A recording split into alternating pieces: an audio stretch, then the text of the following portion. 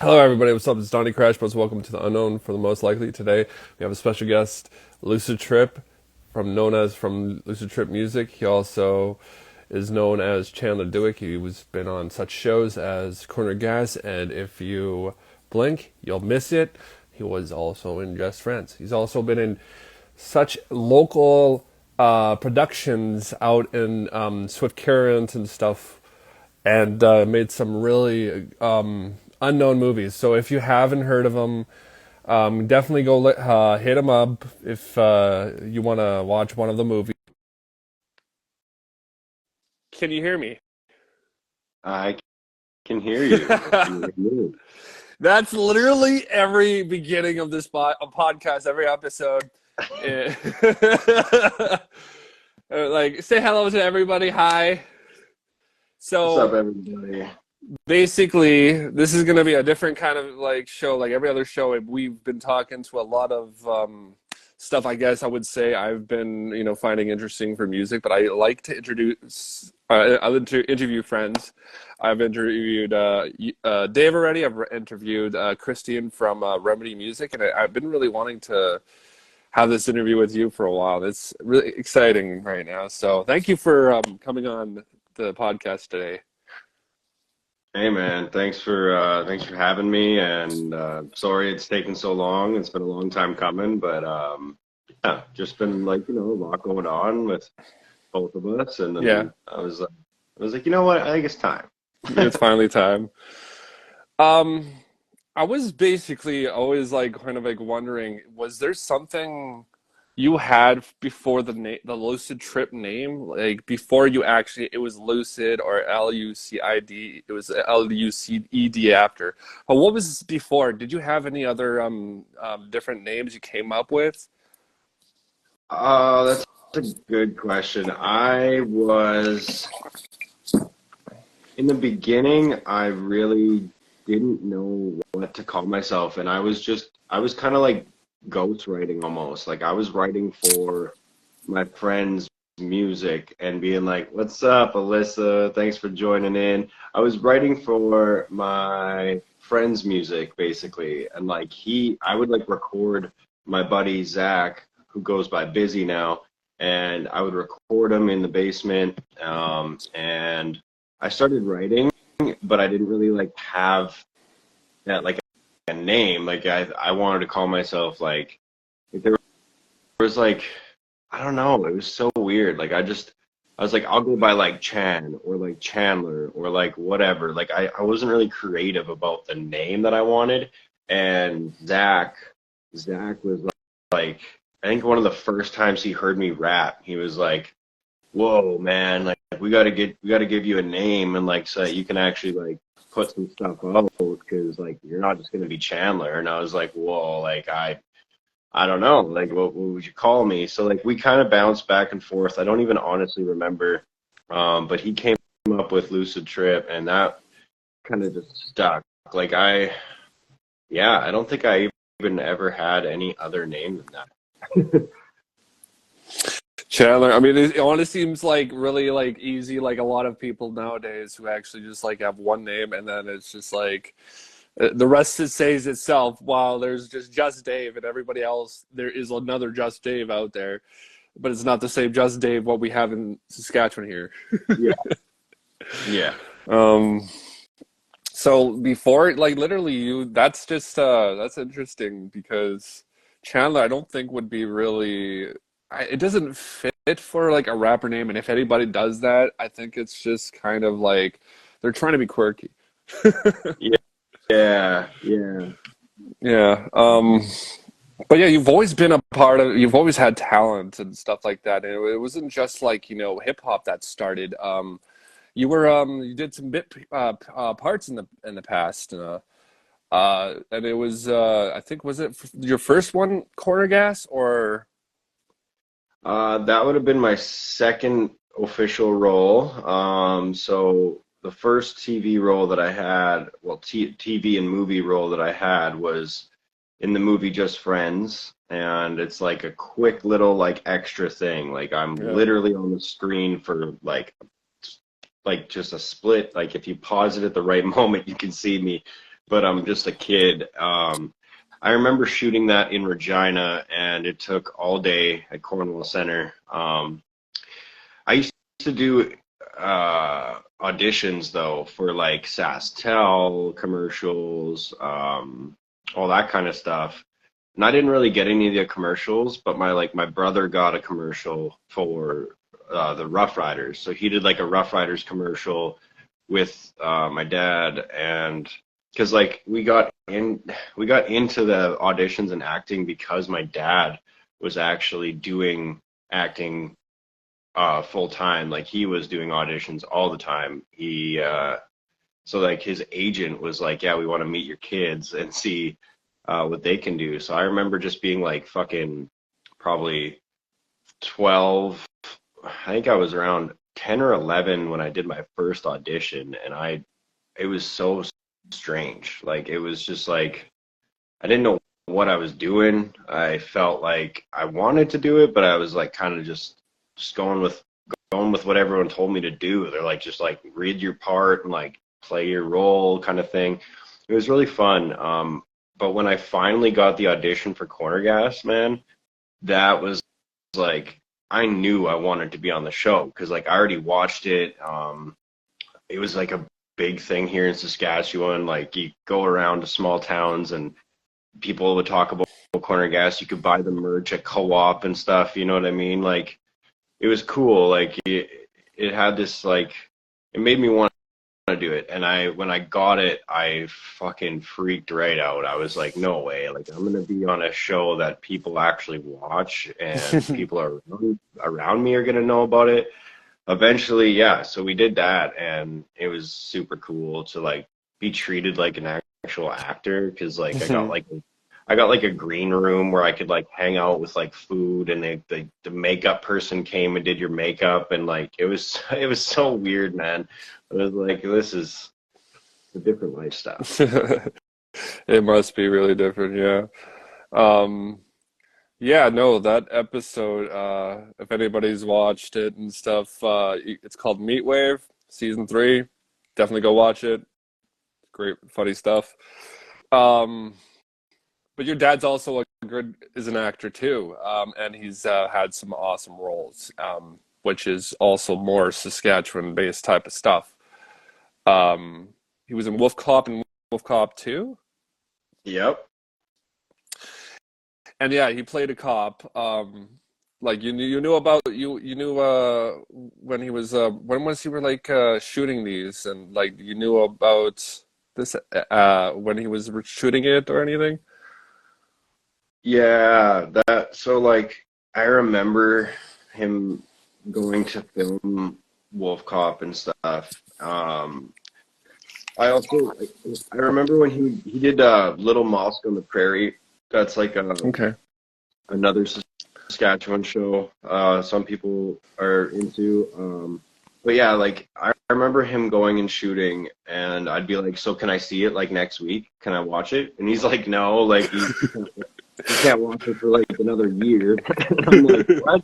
Like, what do you mean? Like you just spent all week doing something, and I can't even see it."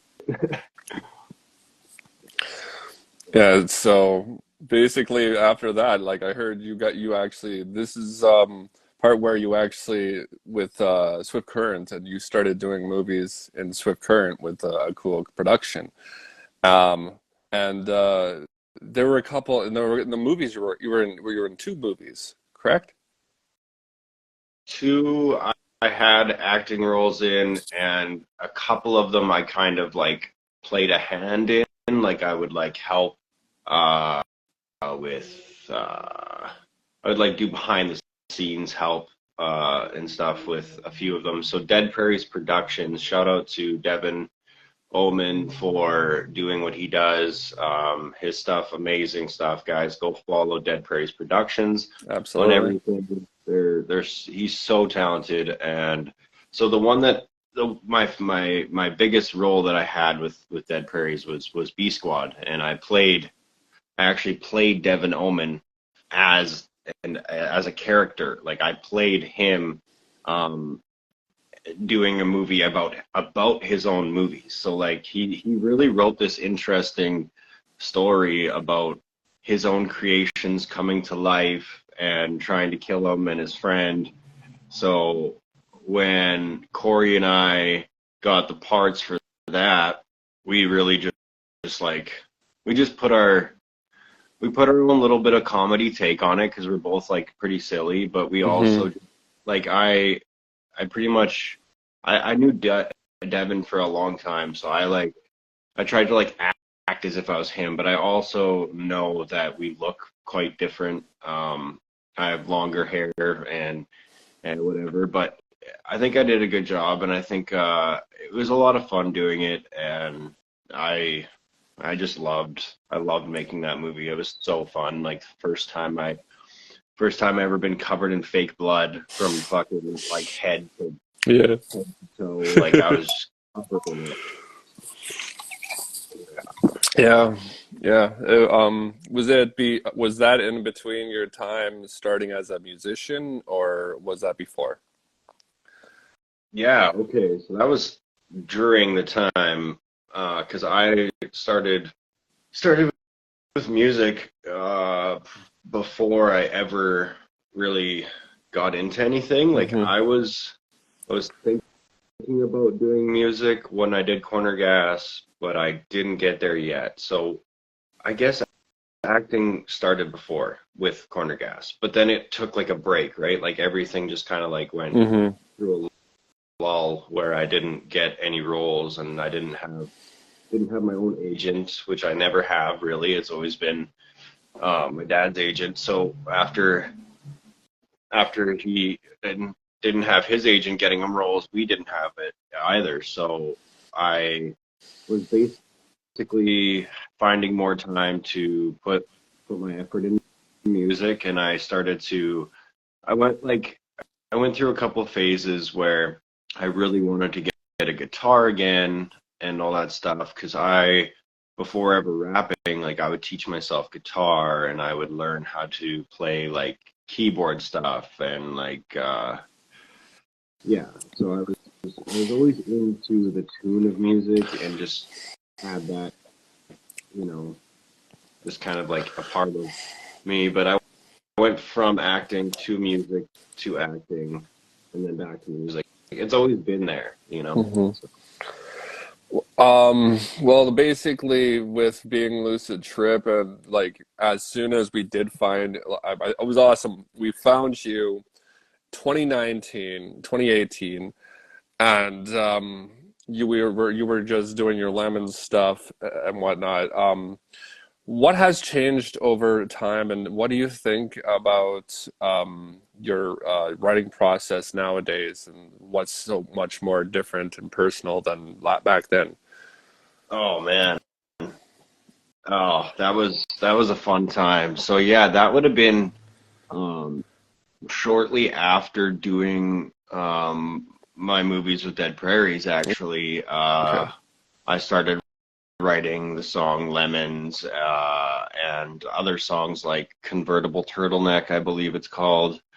Um yeah, so I back then the writing process was actually it was really strange.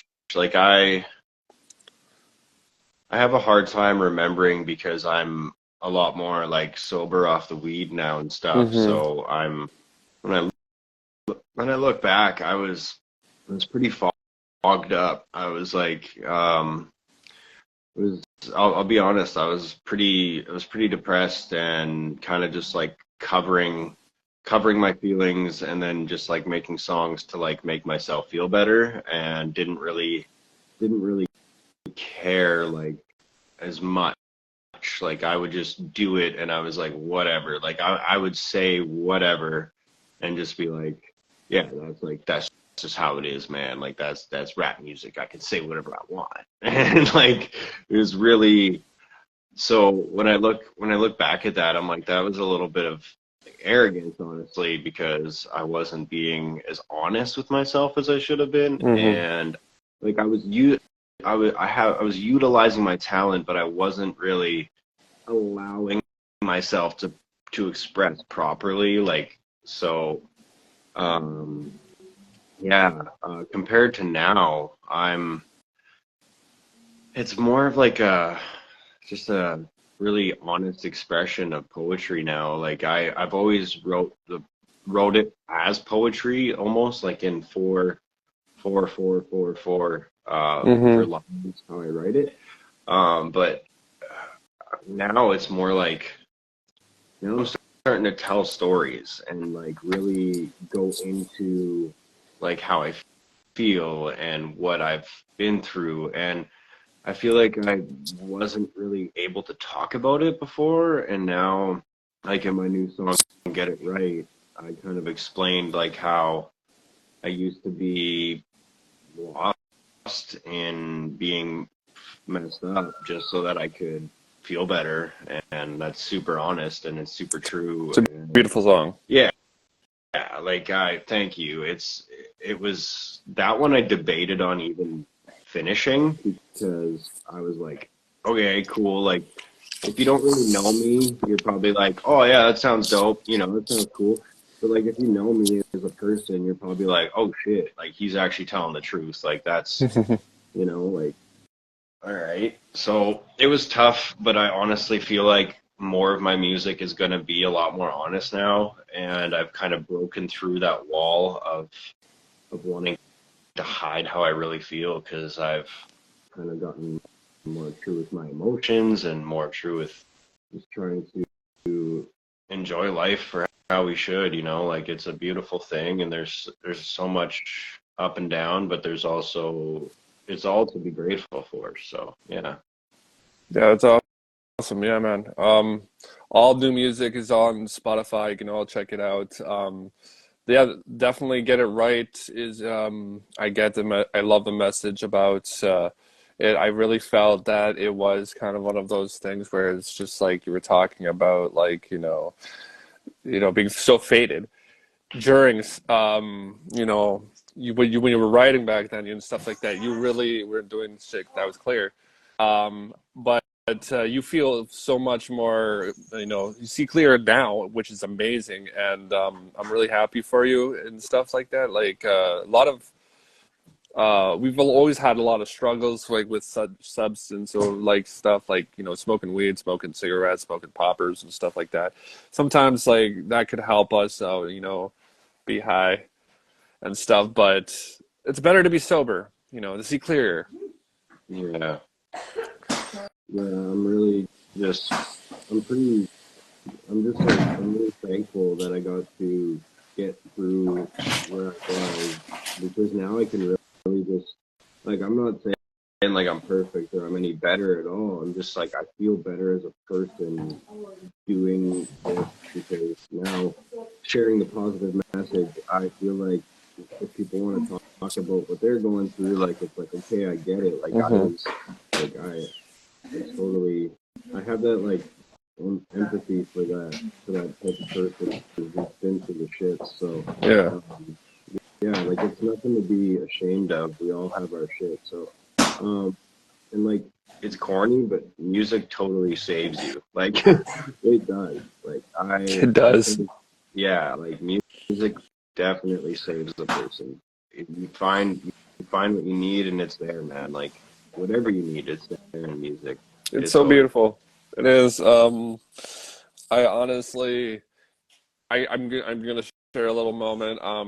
I think it was like really cool when we met me and Dave, and like fact that like we have a tight friendship, and still to this day and stuff. It's just like it shocks me because like we never thought we were gonna keep on making friends with people, the people we're going to be playing with in the future. And I got so excited to start playing shows with you when we started playing Art in the Garden and other stuff. And it's just like your stuff is really a new age Mac Miller. I have no. I'm not gonna say anything else because that's how it feels. It feels like for people who love Mac Miller can listen to your music. Do you have other influences that is into your music now, or is everything new and natural? A lot of influence still, to be honest, is from like Absol, Joey Badass. Uh, like I just listened to 1999 from Joey Badass, um, like just the other day again, all the way through because I fucking love Joey Badass, man. Like his new stuff's really good too, but like his come up stuff was super motivating. So like yeah, like the whole like I think a lot of the TDE artists, Top Dog Entertainment, like Schoolboy Q, because they're definitely, you know, a lot of them are friends with Mac Miller. A lot of them were, and I listened to a lot of artists that actually knew each other, and I always researched into that. Like when I listen to an artist, I'd be like, well, who is this person? Like, where are they from? What do they do? Like, who do they know? Like, I was always like into that. So my influence comes from that love of like research and getting to know other artists. And I know you do that too. Like you're big into that, and like that's where you get inspired by a lot of musicians, and you really research it. And I appreciate that a lot. Like you're, yeah. So um, just going back to what you were just saying. Sorry, I kind of went off there, but you mentioned meeting at the Raw show in Regina. Hmm. It was such a blast, man. Like I was I remember being so nervous to go there, and when I finally showed up, I was like, "Holy shit! These are like the guys that I met online, but like I don't even know them." And like we like clicked like instantly, like just started making jokes and like being friendly and just like it was like the brotherhood kind of just like came together without us even having to try, and I think that was really awesome. And I just, yeah, I'm so thankful for you guys' friendship because that was a big boost in like staying on track with my music. Like I went through a lot of times where I would just take like an entire year off and I wouldn't do anything and I wouldn't talk about it and Hmm. I wouldn't try to get traction. I wouldn't try to promote myself. And when I met you guys, I feel like it was like, okay, well, if I'm not feeling like it one day, I can promote you guys and like help you guys get some more views or like whatever, or we could do that for each other. And it was like this really cool thing. And we started to just lift each other up. And Hmm.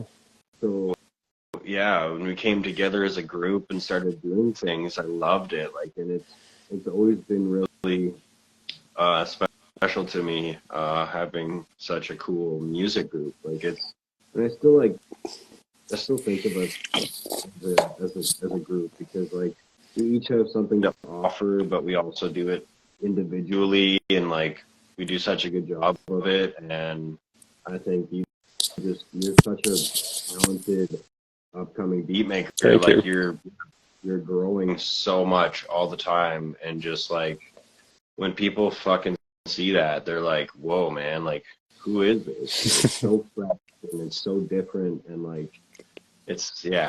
So I think that's a really good thing and it's a really beautiful thing and we're definitely going places, man. Like these are shows that we've done. I know sometimes they haven't been the best or sometimes the turnout hasn't been what we wanted, but I think that is a part of what artists have to go through just to get to that next level and prepare ourselves and things like that. Cause like we're gonna have to go through the crowds that aren't as much as we want just to get to the ones that are going to be like packed house and you know like we're going to see that and I think it's one day soon for sure and Hmm. yeah. Yeah, no, that's every artist out there. There's a lot of people who have had these struggles definitely along the years and stuff we have for sure. And I think it is still worth it, playing these shows no matter what. I just I really don't see anything changing from, that, just keep on doing we will keep on doing stuff for, yeah, for sure. couple more stuff before we do leave, but honestly, I've known you for like being a good movie buff and stuff, and literally like everybody out there for being into movies and stuff, and they're saying, "Oh, this is good right away. Oh, this is good right away." When did you start becoming a movie critic? Um, Probably around the time that I was like 13, 14. I totally, like when my pops was off shooting movies or TV and stuff, I was like, man, like what does it take? Like what does it actually, because he would like show me like behind the scenes footage of like what they were doing, and I'm like, wow, like this is. I started to appreciate how much effort was put into film and TV. So then I started to watch it with a new perspective, and instead of just watching it for the story and being like, oh yeah, that's real good, you know, because like anybody can just be like, oh, that was a great movie, yeah, it was great. Um, it's like, well, why was it great? Like, was it shitty in some parts? Was it, you know? So, because like I'll watch I'll watch Goodwill Hunting every day. If you gave me that movie to watch every day, I would watch it every fucking day because I think it's it's like a it's a funny movie, it's a romantic movie, it's a sad movie, it's a happy movie. It's got your ups, your downs, your all arounds, and I think it's like super fascinating on how like a character like Robin Williams and like what he's all been in and what he's all done and accomplished is really something. Like last night I watched The Birdcage. I don't know if anyone's seen The Birdcage, but that's a fucking I love Robin Williams, man. He does such a good job in that movie. Go check it out if you haven't. I think it's got a powerful message, and a lot of the movies that I like have a message, and they're not just like a face value of like, this is action, haha, like or like whatever. Like I Yeah. watched it. I watched the new Transformers, and I'm like, yeah, okay. I'm like, okay, cool. This is the 45th fucking Transformers that I've seen, you know? Like, okay, guys, we get it, you know? Like, or like the 51st Fast and the Furious. Like, like, like, come on. I understand that they're a franchise, but my God, these We don't need it actors, anymore.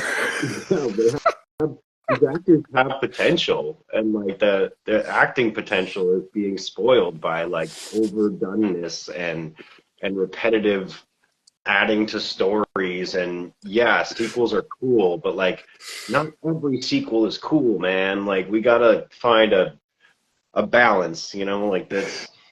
Anyway, I could rant about sequels all day, but Well, I've hung out with you, and like the things you've said about movies, like we've talked about. First of all, there's a lot of bad movies I'm pretty sure we've seen together. And I think one of them I watched, but and then like after you left, I watched, I think it was like Halloween Kills. yeah. And it was like, so if anybody's watching, spoilers, I'm not gonna spoil anything. All I'm just gonna say is, why did this fucking movie take that long to just like try this, and then how it ends, it just made me mad. Yeah. Speaking of Halloween, H2O was awful. Um, like, It's the best what awful movie the fuck is that? Like, I don't know. Oh, Yeah, no, I watched it. I think it's terrible. I think there's other people who'll be like, "Oh, H2O's good. You yeah. have LL Cool J in there." I'm pretty sure he was on Fear Factor. Like, LL Cool J's done a lot of stuff. All right, like, LL Cool J is like past like hip hop. He's now like Hollywood. yeah, he's been everywhere, man. If you think that's cool, you got to do some research. But anyway, yeah. Yeah, I mean, it was. I think it was another one. I think it's worse than H2O. Resurrection. Oh God. Halloween Resurrection. Yeah, like you want to have someone that, well, you know, the fact that Busta Rhymes just like using like kung fu stuff in that, and it's just like Yeah. No. I I think he was listening to too much Wu-Tang. yeah, like it's not a bad thing listening to Wu-Tang, but Jesus Christ, I think honestly I love the original Halloweens, and I'm not trying to down talk it at all because they are great. They are so good. It was only interesting when they showed the Freddy and Jason stuff. Right. Um, okay, fair enough. I think, yeah, I think the originals just trump it all. Like yeah, it is a shared universe. I think just those originals were so classic, so good, and it kind of gets blown out of proportion after time. And I mean, some fans want that. Some fans want a story that never ends, and Hmm.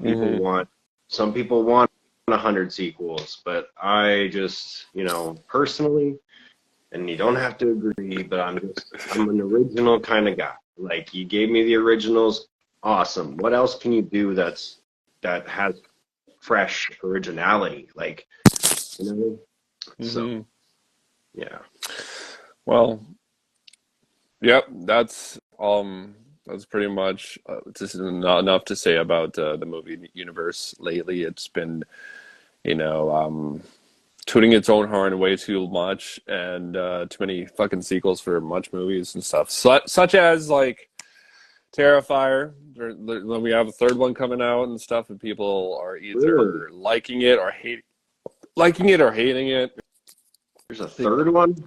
it's coming out next year, Oh my. but enough about movies for now. The last thing is, so what do you have? You've been t you've been doing a lot of putting music to the side for now. Yeah. Last time we talked and stuff, and I've been working and stuff. Do you, when you're not writing or something like that, do you have any brainstorming that you have, like what your album wants to be, or what your album to be? Yeah. Yeah. A lot of the time I spend doing some jot notes here and there. When it comes to mind, I'll actually create a bit of a vision before I start to write the song or the idea for something. And thanks for the follow, by the way. Black leather straight jacket. Shout out Shut to up. you. So I've been working on like a bunch of stuff. Like you and I have a project and it's been coming for a while and people are gonna love it when it gets here, man. I'll say that over and over again because I think it needs a lot of love and we're gonna give that with a lot of passion. Like it's gonna be like one of those things where these artists take forever and then everyone kind of gets a little upset and then all of a sudden it's there and they just drop it and they're like, well, here you go. This is why you waited.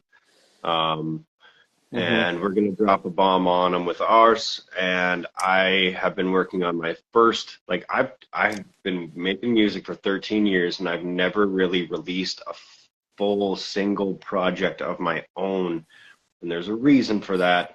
I've created multiple albums. I have probably 10 albums that I've wrote all the way through, created a vision for, but I didn't put them out.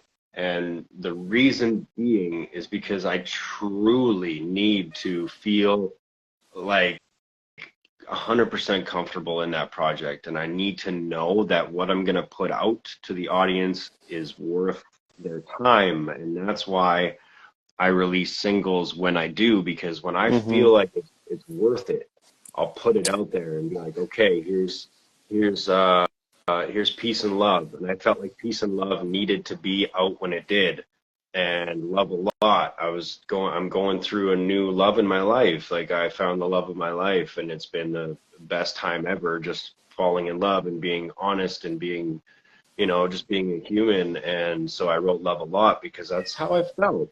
And then I started to find the how to listen, and there's Kicking Incredibly Dope Shit, which is kids for short, which is a big shout out to Mac Miller because I've been wanting to write a song for Mac Miller since his passing and before.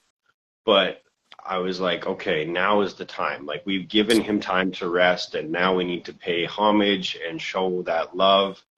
And then, yeah, this past one, Get It Right. I feel like that's almost like me saying, I'm going to get it right. Like, it's almost like me talking to myself in the mirror, like, you're going to get it.